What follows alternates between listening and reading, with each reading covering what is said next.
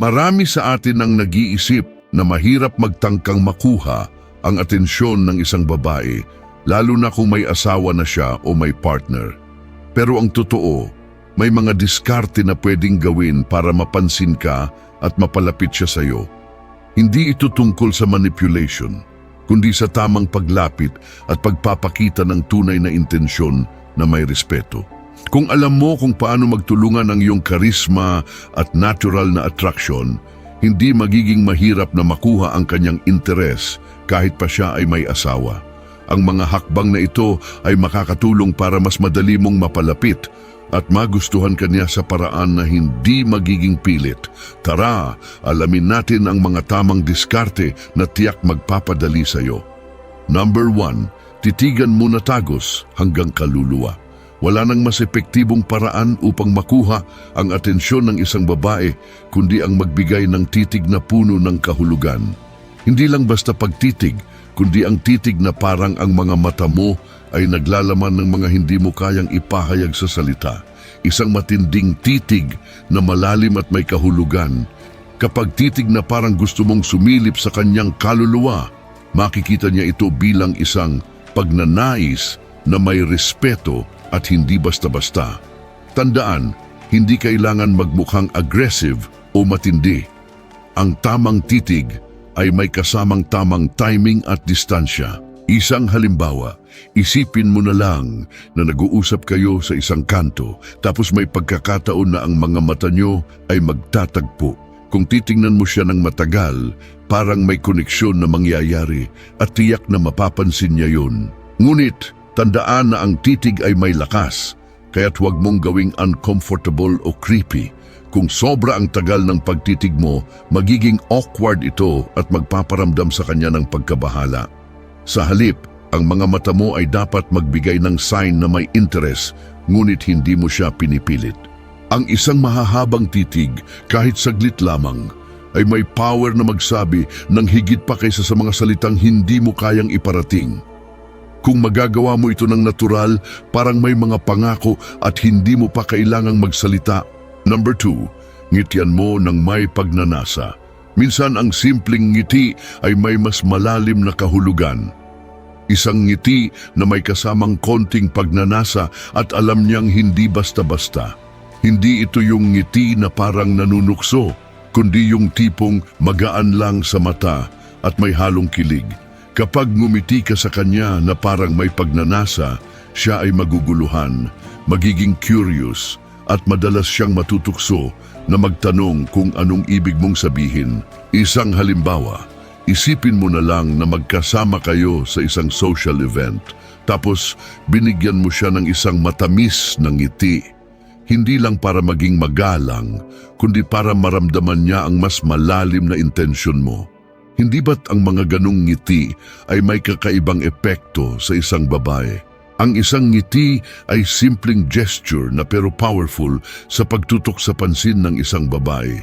Pero may ibang level pa ang magbibigay ng matamis na ngiti na may kasamang pagnanasa. Ito ay ang pagiging genuine at matapat. Kapag ngumiti ka ng may konting misteryo, nakikita niyang hindi ka basta nang hihikayat kundi nagpapakita ng tunay na intensyon.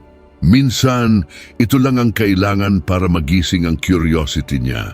Lalo na kung may pagka-sweet at playful, ay magiging daan ito para magbukas ang iyong pagkakataon na makilala pa siya ng mas mabuti. Number 3, biruin mo ng mga medyo bastos na banat. Siyempre, kailangan ng diskarte na hindi magiging offensive. Ang mga banat na medyo bastos pero hindi labis-labis ay may kakaibang appeal sa mga babae. Minsan, kailangan mo lang ng konting humor na may halong kapilyuhan. Maging careful lang, baka magkamali, kaya't siguraduhin mong kilala mo siya at may mutual na kasunduan sa mga biro na ginagawa mo. Isang halimbawa ay kapag ang isang babae ay gumagawa ng something cute or funny, biruin mo siya na ang ganda mo pa rin kahit na may asawa ka na. Mapapansin niya na wala kang takot na magsalita ng totoo at baka magtawanan kayo. Tapos maghahanap na siya ng pagkakataon na makipag-usap pa sa'yo kasi nakita niyang may confident ka na hindi mo siya ginugulo pero sabay pa nakikita niyang may deep connection. Hindi rin kailangan ng super malupit na mga banat. Ang konting light teasing o playful na mga joke ay magbibigay ng light-hearted na mood. Nakakatanggal ng tensyon ng humor at ang pagiging relaxed ay nakakaakit. Kung nagagawa mong magpatawa ng hindi labis, makikita niyang may confidence ka at hindi ka takot magpatawa sa sarili mo. Siguraduhin lang na hindi mo tatahakin ang boundary na magmumukhang bastos o hindi maganda. Ang tamang banat kapag nakuha mo ang timing ay magiging susi para magbigay ng ibang energy sa conversation. Number 4, ayain mo mag-dinner date. Kahit may asawa na siya, hindi ibig sabihin na hindi na siya pwedeng mag-enjoy ng masarap na dinner kasama ang ibang tao. Pero syempre, kailangan mo itong gawin ng may respeto at hindi maging pushy. Kung may pagkakataon, maghanap ng mga pagkakataon kung saan makakapag-imbita ka ng dinner. Hindi mo kailangang maging mali-mali. Isang simpleng, baka gusto mong mag-dinner mamaya, ay sapat na. Ang pagiging casual at friendly ay nagpapakita na hindi mo siya pinipilit, ngunit binibigyan mo siya ng opsyon. Isang halimbawa, habang nag-uusap kayo sa isang gathering, tanungin mo siya kung gusto niyang makipag-dinner sa isang lugar na alam mong pareho niyo gusto. Hindi kailangan ng malalaking gestures, kundi yung simpleng pag-aalay ng oras. Kapag inimbita mo siya sa dinner, ipinapakita mo na hindi ka nanliligaw o nanghihikayat ng labis. Ang fine dining o kahit simpleng dinner lang ay nagpapakita ng iyong maturity at kakayahan na magplano ng mga activities na magpapasaya sa kanya. Huwag pilitin ang schedule niya, gawin mo lang ito sa tamang pagkakataon. Ang ganitong invitation ay hindi para ipakita na gusto mong magka-relationship, kundi upang magbigay ng isang pleasant experience at masaya siyang makasama ka sa isang masayang moment. Number 5, lagi mong ilapit ang mukha mo sa mukha niya kapag kayo lang dalawa. Ang lakas ng mga maliliit na physical gestures. Kung magkasama kayo, ilapit mo ng konti ang mukha mo habang nagsasalita. Pero hindi ito dapat maging intimidating. Ang tipong pagpaparamdam na parang nais mong makinig at nakikinig ka ng buo. Ang personal na espasyo ng isang tao ay may malalim na epekto sa kanilang psyche. Kapag ilalapit mo ang mukha mo, mararamdaman niya na malapit ka sa kanya at hindi ka basta-basta nawala sa kanyang radar. Isang halimbawa, habang magkasama kayong dalawa sa isang tahimik na sulok, kapag ikaw ay magsasalita, ilapit mo ang mukha mo ng konti upang maiparamdam ang koneksyon. Kapag ginawa ito ng tama, makikita mo ang mga mata niyang nagbabago at makikita mong unti-unti ay naa-attract siya sa iyong presensya. Ang paglapit ng mukha mo ay hindi lamang tungkol sa pagpapakita ng interes, kundi tungkol sa pagbibigay ng atensyon. Kapag hindi ka nag-iwas at ipinapakita mong magkasama kayo sa isang intimate na setting, mas mararamdaman niya ang iyong dedication sa inyong usapan. Ngunit kailangan mong maging aware sa kung kailan siya komportable at hindi pressured. Kung magagawa mong mapanatili ang distansya na hindi mahigpit ngunit maligaya, madalas ay mas magiging bukas siya sa mga susunod pang mga interaksyon. Number 6, gamitan mo ng wild moves. Kapag nagtagumpay ka na sa mga naunang diskarte, kung minsan ang kailangan mo ay bigyan siya ng kaunting wild na moves. Hindi ito tungkol sa pagiging reckless, kundi sa pagpapakita ng excitement at passion. Kung may pagkakataon kayong magkasama, hindi masama ang magpakita ng mga unexpected moves na may kasamang wild energy, wag lang ipilit kung hindi siya komportable. Isang halimbawa ay kung magkasama kayo sa isang party, subukan mong ipakita sa kanya ang isang dance move o kahit konting playful na galak. Hindi mo kailangang maging perfect, basta't magpakita ng confidence at excitement, magugustuhan niya ito. Ang pagiging spontaneous ay isang katangian na nakakakita ng attraction mula sa babae.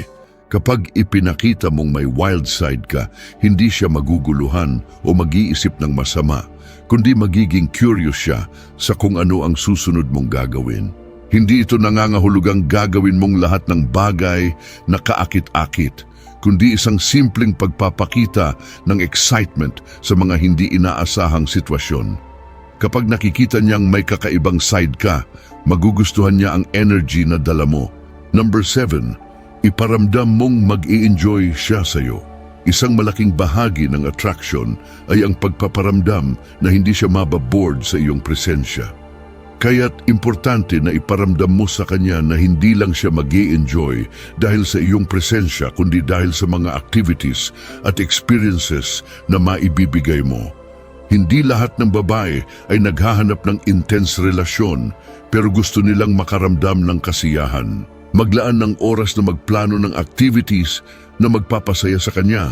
Halimbawa, kung gusto niyang mag-hiking, inimbitahan mo siya at ipinakita mo na ito ay magiging masaya at exciting. Kung mag-e-enjoy siya, magiging mas malapit siya sa iyo. Kung mararamdaman niyang hindi lang siya mabobore, kundi may bagong world na pwedeng ipakita sa kanya, magigising ang kanyang curiosity. Ang pagpapakita ng magandang experience ay nakakatulong sa pagtataguyod ng malalim na koneksyon. Hindi lang sa physical attraction, kundi pati na rin sa bonding na magbubukas sa inyong dalawa.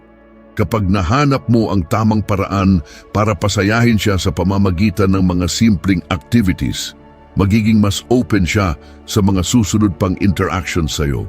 Ang mga hakbang na ito ay simpleng mga diskarte para mapalapit sa isang babae. Pero hindi ibig sabihin na magmamanipula ka o gagamitin mo siya. Kailangan pa rin ng respeto at tamang timing. Hindi mo kailangang maging aggressive, kundi maging natural at mapanuring kausap. Kung tama ang approach mo at ang iyong mga kilos, hindi magiging mahirap para sa kanya na makita ang iyong intensyon. Kailangan mo lang maging matalino sa pagpapakita ng iyong pagnanais at sabay pakita ng paggalang. Tandaan, hindi lahat ng babae ay magbibigay ng pagkakataon agad-agad. Pero sa tamang approach at diskarte, makikita mong unti-unting magbubukas ang mga pinto para sa inyong connection. Mag-ingat lang na huwag magmukhang pilit at lagi mong alalahanin na may mga limitasyon. Ang tunay na attraction ay nagmumula sa pagkakaroon ng mutual understanding at respeto. Salamat sa panunood. Kung nagustuhan mo ang topic natin ngayon, ay huwag kalimutang mag-like at mag-subscribe. Pindutin mo rin ang notification bell para updated ka sa mga latest videos.